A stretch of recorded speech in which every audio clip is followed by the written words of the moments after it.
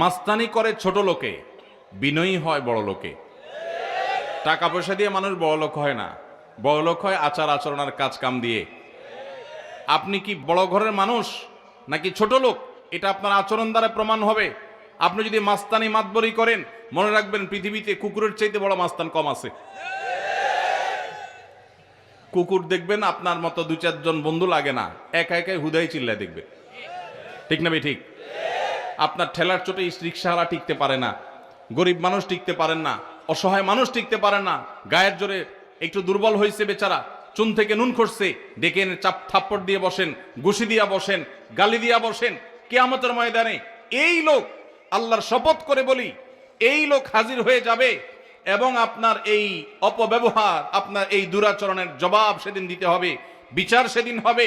আল্লাহ তাআলা বলেছেন, ওমাইয়ামাল মিসকালা যাররাতিন শাররান ইয়ারাহ,